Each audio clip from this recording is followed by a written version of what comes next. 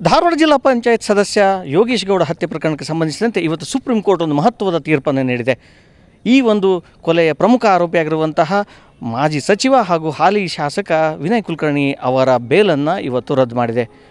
ಈ ಬೇಲ್ ರದ್ದು ಮಾಡಲು ಕಾರಣವೇನು ಅನ್ನೋದಕ್ಕೆ ಮಾತಾಡಲಿಕ್ಕೆ ಈ ಒಂದು ಪ್ರಕರಣದ ಪ್ರಮುಖ ದೂರುದಾರ ಮತ್ತು ಹಾಗೂ ಕೊಲೆಯಾದ ಯೋಗೀಶ್ ಗೌಡ ಅವರ ಸಹೋದರ ಗುರುನಾಥ್ ಗೌಡ ನಮ್ಮ ಜೊತೆಗಿದ್ದಾರೆ. ಬನ್ನಿ ಕೇಳೋಣ. ಈಗ ನೀವು ನಿರಂತರವಾಗಿ ಕಳೆದ 8-9 ವರ್ಷದಿಂದ ಹೋರಾಟ ಮಾಡ್ತಾನೆ ಬರ್ತಾಯಿದ್ರಿ.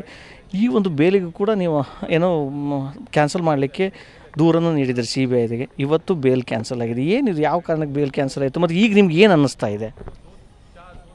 15/6/2016 ನಮ್ಮ ತಮ್ಮನ ಮರ್ಡರ್ ಆಯಿತು. ಅಲ್ಲಿಂದ ವಿನಯ್ ಕುಲಕರ್ಣಿ ಅವರು ಸಾಕ್ಷಿದಾರಿಗಳಿಗೆ ಏನು ಹೇಳಬೇಕು, ಆರೋಪಿಗಳು ಯಾರು, ಕೊಲೆ ಮಾಡಿದವ್ರು ಯಾರು ಅನ್ನುವಂಥದ್ದನ್ನು ಇದನ್ನು ಮಾಡ್ದಾನೆ ವಿನಯ್ ಕುಲಕರ್ಣಿ ಅವರು ಬೇರೆ ಆರೋಪಿಗಳನ್ನು ಕೊಲೆ ಮಾಡಿದವ್ರನ್ನ ಬಿಟ್ಟು ಬೇರೆ ಆರೋಪಿಗಳನ್ನು ಹಜಾರು ಮಾಡಿಸಿ ಕೇಸ್ ಮುಚ್ಚಿ ಹಾಕೋದ್ರ ಸಲುವಾಗಿ ಭಾಳ ಒಂದು ಹೋರಾಟ ಮಾಡಿದರು. ಆ ಹೋರಾಟಕ್ಕೆ ನಾವು ಅದನ್ನು ಬೇಡ, ಅದು ಅನ್ಯಾಯ ಐತಿ ಅಂತೇಳಿ ನಾವು ಅವತ್ತು ರಾಜ್ಯ ಸರ್ಕಾರಕ್ಕೆ ನಾವು ಮನವಿ ಮಾಡ್ಕೊಂಡೀವಿ. BJPಯವರು ಇಲ್ಲ ಇದು CBI ಕೊಡ್ರಿ ಅನ್ನುವಂಥದ್ದನ್ನು ನಾವು ಕೇಳಿದಾಗ, ನಮ್ಮ ತಮ್ಮನ ಸಾವಿಗೆ ನ್ಯಾಯ ಕೊಡಿಸ್ರಿ ಅಂತೇಳಿ ಕೇಳಿದಾಗ ಅವತ್ತಿನ ಸರ್ಕಾರ CBI ಕೊಟ್ಟಿತ್ತು. CBIದವರು ಸರಿಯಾದ ತನಿಖೆ ಮಾಡಿ ಅದರಾಗ ವಿನಯ್ ಕುಲಕರ್ಣಿ ಅವರು ಆರೋಪಿ ಅವ್ರು ಏನೇನು ಇದದಾವ ಅನ್ನುವಂಥದ್ದನ್ನು ಇದನ್ನು ವಿಚಾರ ಮಾಡಿ ವಿನಯ್ ಕುಲಕರ್ಣಿ ಅವರು ಅರೆಸ್ಟ್ ಮಾಡಿದರು. ಅವತ್ತು ವಿನಯ್ ಕುಲಕರ್ಣಿ ಅವರು ಜಿಲ್ಲಾ ಕೋರ್ಟ್ನೊಳಗೆ ಬೇಲ್ ಕೇಳಿದರು. ಬೇಲ್ ಅಲ್ಲೇ ರಿಜೆಕ್ಟ್ ಆಯಿತು. ಹೈಕೋರ್ಟ್ನೊಳಗೆ ಕೇಳಿದಾಗ ಹೈಕೋರ್ಟ್ನೊಳಗೂ ರಿಜೆಕ್ಟ್ ಆಯಿತು. ಮುಂದೆ ಸುಪ್ರೀಂ ಕೋರ್ಟ್ನೊಳಗೆ ವಿನಯ್ ಕುಲಕರ್ಣಿ ಅವ್ರಿಗೆ ಬೇಲ್ ಕೊಟ್ಟರು. ಬೇಲ್ ಕೊಟ್ಟ ನಂತರ ಸುಪ್ರೀಂ ಕೋರ್ಟ್ನೊಳಗೆ ಬೇಲ್ ಕೊಡಬೇಕಾದ್ರೆ ಯಾವುದು ಸಾಕ್ಷಿದಾರಗಳಿಗೆ ಒತ್ತಡ ಹೇರಬಾರ್ದು ಅನ್ನುವಂಥದ್ದನ್ನು ಆದೇಶ ಮಾಡಿ ಅವ್ರನ್ನ ಧಾರವಾಡದಿಂದ ಹೊರಗಿಟ್ಟು ಧಾರವಾಡಕ್ಕೆ ಹೋಗಬೇಡ್ರಿ ಅನ್ನುವಂಥದ್ದನ್ನು ಹೇಳಿದಾಗ ಅವರು ವಿನಯ್ ಕುಲಕರ್ಣಿ ಅವರು ಹೊರಗಿದ್ದನ ಮತ್ತು ಇವತ್ತು ಇರುವಂಥ ಸಾಕ್ಷಿದಾರಗಳಿಗೆ ಒತ್ತಡ ಹೇರೋದು ಮತ್ತು ಅದನ್ನು ಅವರಿಗೆ ಬೆದರಿಸೋದು, ಅವ್ರಿಗೆ ಸಹ ಹಣ ಕೊಡೋದು ಮಾಡಿ ಮತ್ತು ಸಾಕ್ಷಿ ಮುಚ್ಚಿ ಹಾಕೋದ್ರ ಸಲುವಾಗಿ ಭಾಳ ಪ್ರಯತ್ನ ಮಾಡೋದರಿಂದ ಅದು ಸಾಕ್ಷಿಗಳು ಅವು ಮಾಹಿತಿನ ನಾವೆಲ್ಲ ತಿಳ್ಕೊಂಡು ಬಸವರಾಜ್ ಕೊರವಾರ ಮತ್ತು ನಾನು ಇಬ್ಬರು ಕೂಡಿ ಅದರ ಇದ್ದಂಥ ಮಾಹಿತಿಗಳನ್ನು CBIದವ್ರಿಗೆ ಕಲೆಕ್ಟ್ ಮಾಡಿ ಕೊಟ್ಟಿವಿ. ನಂತರ CBIದವರು ಅದನ್ನು ಕೋರ್ಟಿಗೆ ಇದನ್ನು ಮಾಡಿದಾಗ ಜಿಲ್ಲಾ ಕೋರ್ಟ್ನವರು ಜನಪ್ರತಿನಿಧಿ ನ್ಯಾಯಾಲಯದವರು ಇಲ್ಲ ನನಗೆ ಬೇಲ್ ವಿನಯ್ ಕುಲಕರ್ಣಿ ಅವರಿಗೆ ಇದನ್ನು ಮಾಡೋಕ್ಕಾಗೋದಿಲ್ಲ, ನಾವು ಚಂದ್ರಶೇಖರ್ ಅವ್ರ ಮಾವಾರ ಚಂದ್ರಶೇಖರ್ ಇಂಡಿ ಮತ್ತು ವಿನಯ್ ಕುಲಕರ್ಣಿ ಅವ್ರ ಬೇಲ್ ಕ್ಯಾನ್ಸಲ್ ಮಾಡಿರಿ ಅಂತ ಹೇಳಿದಾಗ ವಿನಯ್ ಕುಲಕರ್ಣಿ ಅವರ ಬೇಲ್ ಕ್ಯಾನ್ಸಲ್ ಮಾಡೋಕ್ಕಾಗೋದಿಲ್ಲ ನನಗೆ ಅಂಥೇಳಿ ಅವ್ರ ಮಾವಾರ ಇಂಡಿ ಅವ್ರದ್ದು ಬೇಲ್ ಕ್ಯಾನ್ಸಲ್ ಮಾಡಿ ಸುಪ್ರೀಂ ಕೋರ್ಟ್ ಬೇಲ್ ಕೊಟ್ಟಿರೋದ್ರಿಂದ ನನ್ನ ತೆಳಗಿನ ನ್ಯಾಯಾಲಯ ನನಗೆ ಇದನ್ನು ಮಾಡೋಕ್ಕೆ ಬರೋದಿಲ್ಲ, ನೀವು ಸುಪ್ರೀಂ ಕೋರ್ಟ್ಗೆ ಹೋಗ್ರಿ ಅನ್ನುವಂಥದ್ದನ್ನು ಮಾನ್ಯ ಜನಪ್ರತಿನಿಧಿ ನ್ಯಾಯಾಲಯದ ನ್ಯಾಯಾಧೀಶರು ಹೇಳಿದ ನಂತರ ನಾವು ಮತ್ತೆ ಹೊಳ್ಳಿ ಅದನ್ನು CBIದವ್ರ ಮುಖಾಂತರ ನಾವು ಸುಪ್ರೀಂ ಕೋರ್ಟಿಗೆ ಹೋದ್ವಿ.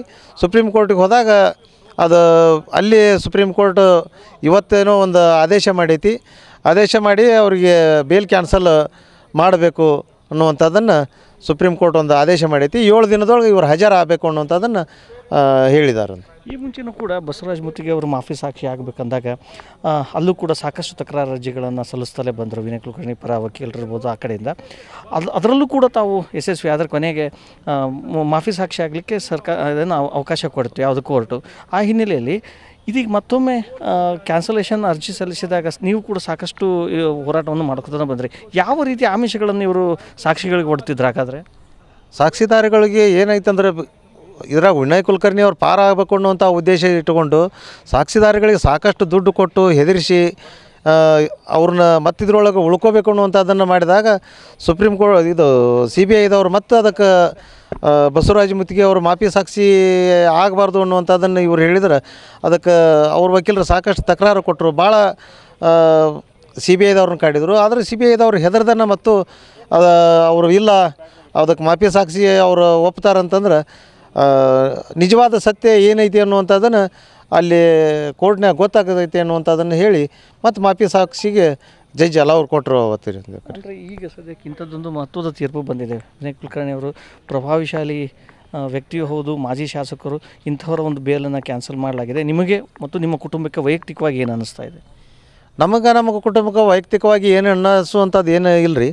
ಆದರೆ ನಮ್ಮ ತಮಗೆ ನ್ಯಾಯ ಸಿಗಬೇಕು ಅನ್ನುವಂಥದ್ದನ್ನು ನಾವು ಬಯಸ್ತೇವೆ ಅಷ್ಟೇ. ಯಾಕಂದ್ರೆ ಯೋಗೇಶ್ ಗೌಡ್ರ ಕುಟುಂಬ ನಾವು ಎಲ್ಲರೂ ಒಂದು ಒಳ್ಳೆಯ ಇದರಿಂದ ಅದೇವಿ ನಾವು. ಆದರೆ ಯೋಗೇಶ್ ಗೌಡ್ರ ಸಾವಿಗೆ ನ್ಯಾಯ ಸಿಗಬೇಕು, ಇಂಥ ಘಟನೆಗಳು ಮತ್ತೆ ಮರುಕಳಿಸಿ ಧಾರವಾಡದಾಗ ಆಗಬಾರ್ದು ಅನ್ನುವಂಥದ್ದನ್ನು ನಾವು ಬಯಸಿ ಬಸವರಾಜ ಕೊರವಾರ ನಾವು ಹೋರಾಟ ಮಾಡಾಕತ್ತೀವಿ ಅಷ್ಟೇ. ಇದಿಷ್ಟು ಗುರುನಾಥ ಗೌಡರ ಒಂದು ಅಭಿಪ್ರಾಯ. ನಾವು ಸಾಕಷ್ಟು ನಿರಂತರವಾಗಿ ಹೋರಾಟ ಮಾಡಿದ್ದೀವಿ. ಇವತ್ತು ನಮಗೆ ಒಂದು ಹಂತಕ್ಕೆ ನ್ಯಾಯ ಸಿಕ್ಕಿದೆ ಅಂತ ಹೇಳ್ಬೋದು ಅಂತ ಅವ್ರು ಹೇಳ್ತಾ ಇದ್ದಾರೆ. ಒಟ್ಟಿನಲ್ಲಿ ಈ ಪ್ರಕರಣ ಮುಂದಿನ ದಿನಗಳಲ್ಲಿ ಯಾವ ಹಂತಕ್ಕೆ ಬಂದು ನಿಲ್ಲುತ್ತೆ ಅನ್ನೋದು ಮಾತ್ರ ಇದೀಗ ಸಾಕಷ್ಟು ಕುತೂಹಲ ಹುಟ್ಟಿಸಿದೆ. ಕ್ಯಾಮರಾ ಪರ್ಸನ್ ಅಕ್ಷಯ್ ಜೊತೆ ನರಸಿಂಹಮೂರ್ತಿ ಪ್ಯಾಟಿ, TV9 ಧಾರವಾಡ.